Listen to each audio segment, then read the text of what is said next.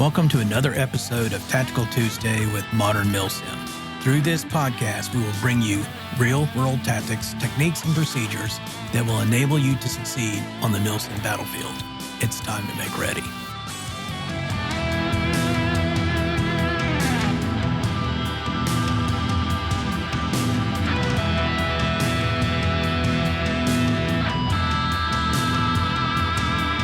Hello, and welcome to episode 21 of Tactical Tuesday with Modern Milsim. As always, I am your host, Craig White. Thank you for being here. Now today we're going to talk about military operations in urban terrain, or MOUT for short. MOUT is defined as all military actions that are planned and conducted on terrain where man-made construction affects the tactical options available to the commander. Before we deep dive into this topic, here are some sources you should review to get a better understanding of U.S. Army MOUT tactics. Army Doctrinal Publication, otherwise known as ADP, 3-90, concerning offense and defense, Army Techniques Publication, otherwise known as ATP, 3-06, concerning urban operations, and Army Tactics, Techniques, and Procedures, or ATTP, 3-06.11, Combined Arms Operations in Urban Terrain. Because CQB is the tactical set used to clear buildings in urban terrain, there's an obvious interplay between it and military operations in urban terrain tactics. That interplay sometimes causes players to confuse one for the other. Here is the difference between the two. MOUT tactics are used to get entry teams to the target building. Once the entry team breaches the door of the target building to gain entry, it transitions into CQB TTPs to clear it. To operate successfully in urban environments, you must have a greater understanding of its multidimensional nature. In urban areas, a complex man-made physical terrain is superimposed on an existing natural terrain. This physical terrain consists of man-made structures of varying types, sizes, materials, and construction, sometimes arranged in an orderly manner and sometimes randomly. Multi-story buildings, rubble, traffic dividers, parking garages, and other typical civilian infrastructure can be easily converted to military use as defensive fortifications. Roads can also be used to canalize enemy troops into ambush kill zones where it is difficult, in a near ambush, for the attacking troops to assault through it. Building walls work to stall any assault into the building itself. Finally, urban terrain tends to reduce the relative advantages of fires, close air support, and vehicular support due to the narrow nature of streets, the higher angle of attack needed to pass over nearby buildings into the spaces between them, and hard cover provided by urban materials, especially steel and reinforced concrete buildings. Urban areas present an extraordinary blend of horizontal, vertical, interior, exterior, and subterranean areas superimposed on the natural relief, drainage, and vegetation. The actual size and scope of the urban area of operations is many times that of a similarly sized portion of undeveloped natural terrain.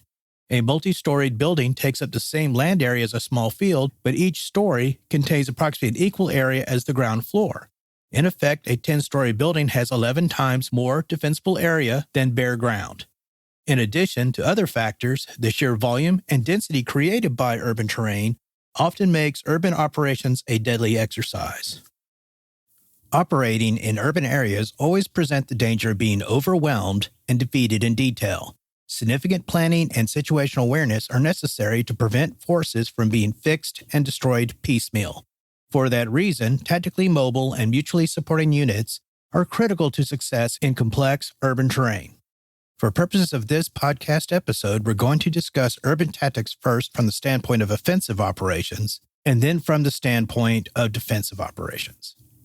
When it comes to small unit offensive operations in MOUT environments, they are typically achieved in essentially 7 phases. Phase 1 is to reconnoiter the objective. Phase 2 is to move or maneuver to the objective. Remember, movement is getting combat power into a position to engage in maneuver. Movement is done where there is no enemy contact. Maneuver is the use of fire and movement to reach a position of advantage over the enemy, such as bounding. Phase 3 is to isolate the objective, whether it be a building or some other terrain feature. Phase 4 is to secure a foothold in the objective. Phase 5 is to clear the objective. Think of Battle Drill 2A. Phase 6 is to consolidate and reorganize the attacking force. And finally, Phase 7 is to prepare for future missions. At the operational level, successful urban operations involve isolating weaker elements of the enemy from the rest of the defending force and destroying them in detail. Now, attack, by its very nature, requires that the assaulting force move to engage the enemy. In urban terrain, this often requires the attacking force to move through difficult man-made terrain that acts as ready-made fortifications for defending enemy forces. The situational awareness of attacking forces must be at its highest while they move through it. Toward that end, here are the 10 rules for movement in urban terrain. Number 1. The threat can come from anywhere, at any time. Do not become complacent in urban environments. Constantly scan potential danger areas in your sector or area of responsibility for threats. In doing so, be aware of potential danger areas both above and/or below you. Number 2. Before moving, have a plan. Before moving, elements need to determine not only where they are moving, but also the route to be taken to get there. Leaders need to ensure that troops under their command follow the movement plan. Number 3. When moving, stay out of the open as much as possible. If tactical elements must move outside, they need to stay out of the middle of the road and remain close to the buildings. In addition, elements should remain dispersed while moving to present less of a target for enemy forces to engage. Number 4. Be aware of danger areas. Tactical elements need to be aware of danger areas such as street intersections, open doorways, and open windows that can serve as ambush points. Also be aware that other danger areas such as upper floor windows, rooftops, and storm sewer entry points. Number 5. Use noise discipline while moving. Tactical elements need to move as quietly as possible. Use of hand signals for communication within the element is mandatory. In urban environments, noise travels far and reflects off of buildings in multiple directions. As such, any noise you make may end up alerting the enemy to your position even though they do not have a line of sight to you. Number 6. Stay dispersed while moving. Tactical elements need to maintain 5 to 10 feet of dispersion between each of its members. A dispersed tactical element presents less of a desirable target. It is also less likely to be eliminated by one attack. Number 7. Constantly scan sectors. Members of tactical elements need to constantly scan their sectors or areas of responsibility for threats. Number 8. Avoid hesitation in crossing danger areas. Each member of a tactical element should move quickly through the danger areas without hesitation. Number 9. Be aware of potential threats both above and below the street. Members of tactical elements should be careful to scan both above and below their position to detect potential threats. And then finally, number 10. Never move anywhere alone. Follow the buddy system. Do not leave the formation except in buddy pairs or larger groups. Now, when it comes to street movement, a squad should divide itself into 2 fire teams. The 2 fire teams should move separately in a staggered column near buildings and structures on each side of the street. If there are vehicles parked in the street, fire teams need to move in the area between the parked cars and the adjacent buildings. This provides tactical elements with more covered positions to return fire if attacked. Do not move down the middle of the road. While moving in an urban environment, tactical elements should be no more than 10 yards from available cover. Urban combat is very unforgiving to tactical elements caught in the open. As such, squad and fire team urban movement should focus on the principles set forth in the acronym URBAN, U-R-B-A-N. URBAN is an acronym that stands for the following. U equals use of cover when possible. Squad and fire team leaders should use covered routes, including moving through buildings to the objective. Such routes should not mask, in other words, block or obscure, friendly suppressive fires.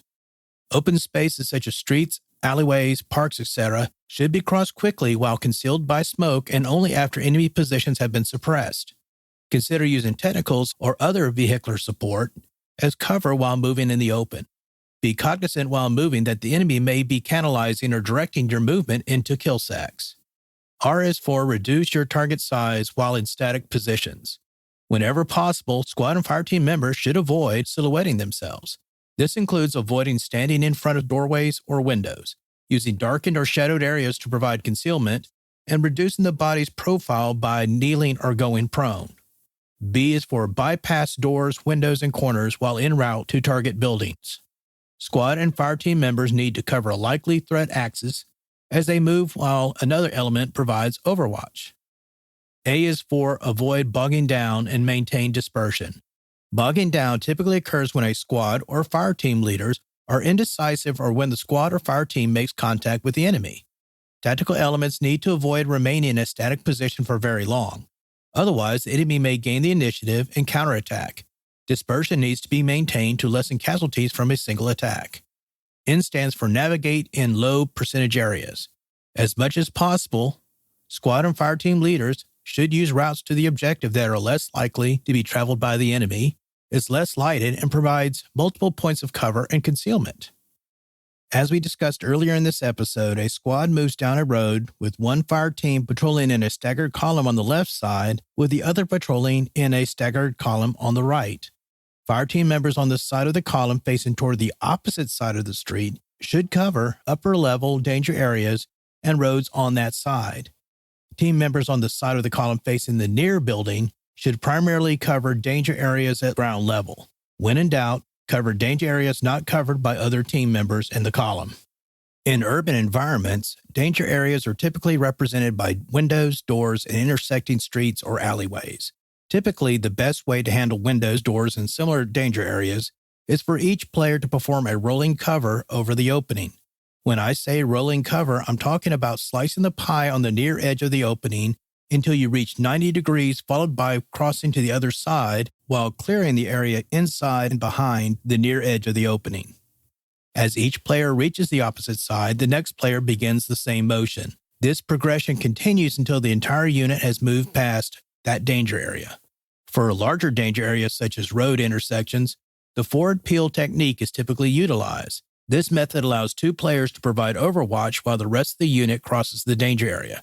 So this is how the forward peel works. First, on approach to the danger area, the first man in the formation will stop and hold cover on the near side of it. In other words, the corner to the intersecting street. As the front man of the formation covers the near side of the danger area, the next man picks up front coverage. Next, the second man in the formation then moves to cover on the opposite side of the danger area. When the next man gets into that position, he points his weapon into the danger area. In doing so, the first and second men have set up triangulating fire into the danger area. As the second man picks up coverage into the danger area, the third man in the formation takes up frontal coverage and moves with the remainder of the formation quickly across the danger area and to the opposite side in a smooth manner. Now, as the last person in the formation passes the first man, he taps him on the shoulder. This action notifies the first man to pull off and join the rear of the formation. As he does so, the first man transitions to pulling rear security. Now, as he passes the next or second man on the opposite side of the danger area, first man taps him on the shoulder to indicate he is clear. At that point, second man rejoins the formation at the rear and assumes rear security duties. Now, once the last man has crossed the danger area, the formation continues its movement to the objective. Now, as you would expect, urban operations often involve the seizure and clearing of key terrain represented by multi-story buildings. To effectively do so, the attacking force must cordon off the target building from reinforcement by enemy forces, must breach the building to establish a foothold, and then clear the building of enemy combatants. So let's talk about these steps in more detail. Prior to assaulting it, friendly tactical elements first must cordon and isolate the target building from its surroundings. This should prevent enemy forces from reinforcing the target building while friendly forces are assaulting and clearing it. While cordoning and isolating the target building, attacking forces must cover all enemy avenues of approach, including those that allow movement through connecting buildings and through any underground access. If another building connects to the target building, and if friendly forces have time to do so, consider clearing the adjacent building first, especially if the adjacent building can be more easily isolated from its surroundings. Doing so not only will deprive the enemy from using it to reinforce the target building, but may also provide a more favorable breaching point for assaulting forces to enter the target building. First, the attacking force must be task organized into security and assault elements. The security elements are responsible for isolating the target building and providing overwatch to the assault elements. In their role as security elements, it is critical that such elements as a whole have a clear line of sight to all avenues of ingress or egress from the target building. Security elements are also responsible for identifying breach points into the target building. Now, assault elements are typically further divided into one or more assault, support, or security teams. Assault teams are tasked with actually breaching the target building, establishing a foothold therein, and then clearing the building using close quarters combat TTPs. Support elements follow behind the assault elements, cover the long axis threats such as hallways while the assault team clears rooms, and secures choke points such as hallway intersections and stairwells. Security elements are responsible for holding the foothold and to provide rear security for the assault and support teams. Once security elements have isolated the building, the assault elements use buildings and other terrain to obscure enemy observation as each element moves to its respective last cover and concealed position. This concealed movement is conducted to prevent the enemy from ascertaining the breach point for the assault elements and to prevent them from massing a strong defense at that location. In some instances, it may be beneficial to send a mock or diversionary assault team to a different section of the building from the actual breach point in an effort to pull defending enemy forces away from it. After reaching their respective last covered and concealed positions, the assault teams move forward to breach the target building. If possible, assault elements should approach the building from a side where the enemy has limited visual vantage points, i.e. doors and windows, in which to observe the assaulting forces approach. The approach angle to the target building does not have to correspond to the side of the building to be breached. Once the building is reached, the assaulting force can then move around it to the breach point. Now let's stop a moment and discuss selection of breach points. Breach points should be selected based on the effect to be achieved on enemy located in the structure while taking into account intel and the shape of the target building. Do not select a breach point based on how accessible it is. Be willing to accept some reasonable risk in selecting breach points. It is better to have a difficult breach into a section of the building that dominates the rest of it than a smooth breach in an area where the assault elements cannot establish a viable foothold or otherwise become bogged down. Whenever possible, do not rely on a single breach point. Use multiple breach points so that if one becomes non-viable, you can transition to another. Upon reaching the breach point, the assault elements utilize CQB TTPs to breach an entryway, door, or window to gain access to the building. If possible, complete the initial building breach as stealthily as possible. If that is not possible, clear the area immediately around the breach point as quickly as possible and establish defensive positions against possible immediate counterattack. Once the assault element successfully breaches the building and establishes a foothold, the security elements continue operations to prevent the enemy from reinforcing the target building or staging a counterattack. Now, once the initial breach is successful and a foothold is established, tactical elements should move to defensive positions covering all enemy avenues of approach in close proximity to the foothold and set security. The purpose of footholds serve as positions for consolidation and coordination of further building clearing efforts. Footholds can also serve as a base of fire from which entry team elements can assault or break contact. Finally, footholds can act as rally points for friendly forces. Once the initial foothold is securely established, entry teams can then proceed to clear the rest of the target building. This is best done by establishing additional footholds on each floor near critical hallway junctures and stairways. Once a foothold is established on each floor, enemy teams can push out to clear the rest of the floor. Entry teams must then methodically clear each floor of the target building before moving on to another. Whenever possible, clear and eliminate all enemy forces on each floor in a sequential manner, including all small rooms, closets, and furniture. This will lessen the risk of enemy forces infiltrating from an uncleared room and attacking entry teams from the flank or rear. Assault elements should establish security at critical hallway junctures, stairways, and elevator banks to prevent enemy freedom of movement in the building and to provide force protection for other entry teams on that floor. Similarly, it is critical to establish a significant security element at each stairway and working elevator bank to prevent enemy access to floors occupied by assaulting forces. This is especially true where a particular stairway is one of the few avenues of approach to a particular part of the building or to one or more objectives. Stairways, ladders, and elevator banks are critical to controlling avenues of approach between floors. We'll start discussing close quarters battle, or CQB, tactics, techniques, and procedures, beginning with our first episode of Season 2 later this month. Now, defending in urban terrain is a completely different animal. Unlike other environments such as wooded or mountainous areas, urban terrain contains unique characteristics that allow for a very strong and lethal defense to be conducted. The density, construction, and complexity of man-made physical terrain in urban areas allows defenders to rapidly use or shape the environment to further strengthen their defense plan. These defense plans should seek to break apart an attacking formation, separate mounted from dismounted forces, limit the attacker's ability to maneuver, to degrade intelligence, surveillance, reconnaissance, and aerial strike capabilities, to maximize surprise, and to either defeat the attackers in detail or buy time for other actions or operations. Initially, we should note that the urban defender has the advantage.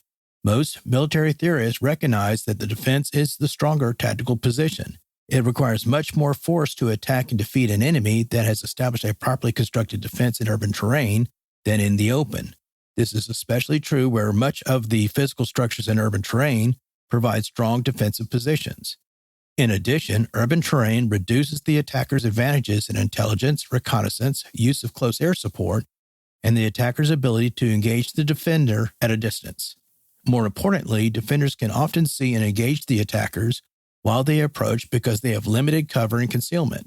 Defenders also tend to maintain a greater relative freedom of maneuver over the attacker because the defenders have established covered and/or concealed avenues of approach and withdrawal. The defenders have also had time to establish movement routes between positions to facilitate massing of forces at a particular location as needed. Frequently, defending units will use a combination of perimeter defense combined with strong points to hold key urban terrain. Strong points can be created by reinforcing pre-existing buildings and structures for that purpose. Defenders should also use obstacles to turn attacking forces away from strong points and into kill zones.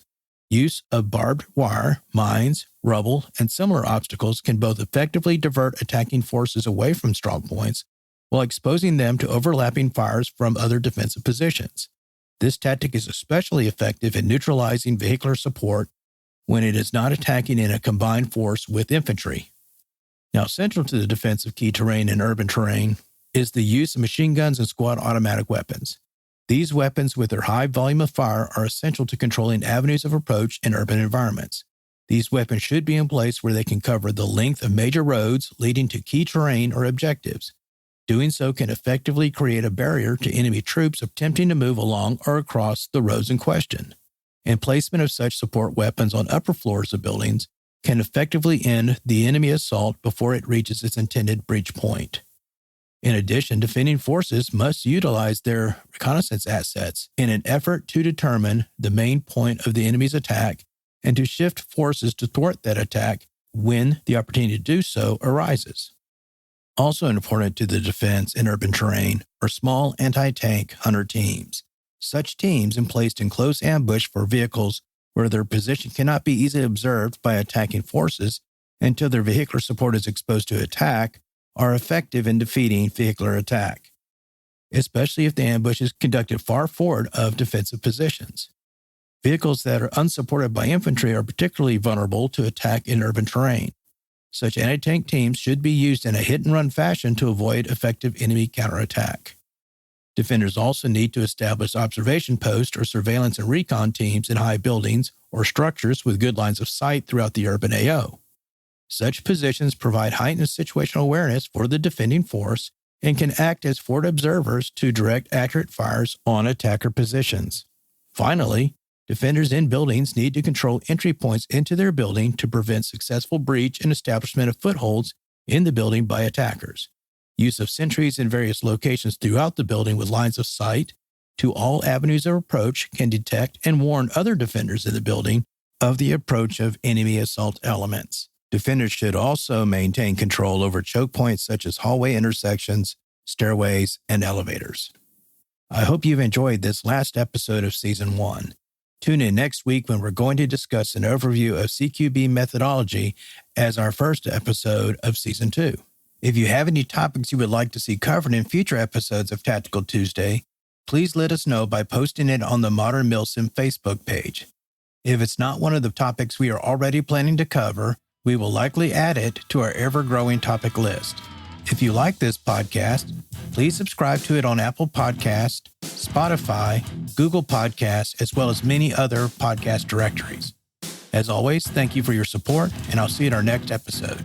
See you then.